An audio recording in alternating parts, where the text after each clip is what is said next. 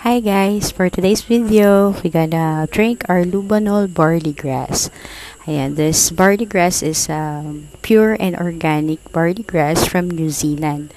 Alam nyo ba guys na ito ay merong 68 micronutrients na maaari makatulong sa ating mga nararamdaman na mga sakit at pwede rin natin siyang gawin na maintenance for everyday.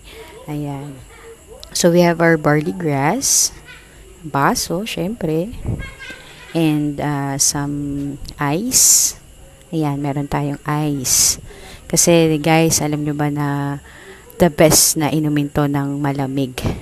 So, this is tinitimpla ng with 200 ml of water. Ayan yung tamang sukat ng water niya.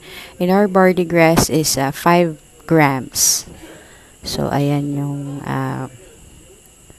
ayan, we have our barley grass with stevia. So, meron din tayong isang klase, yung ating pure barley.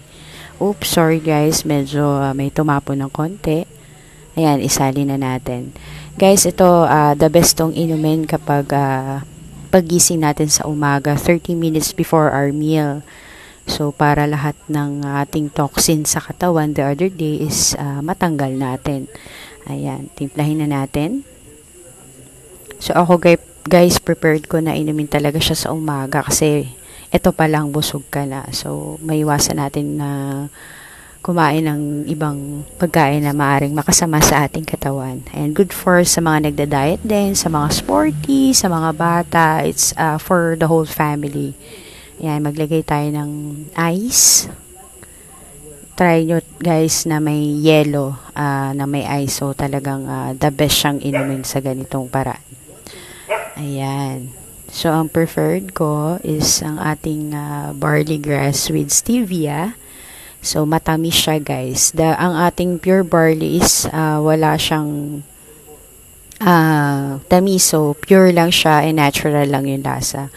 But anyways guys, ito ay malaki maitutulong sa ating kalusugan. And I recommend this Lubanol barley grass na isama natin sa ating daily lives. Maraming salamat guys. Until our next video. Bye!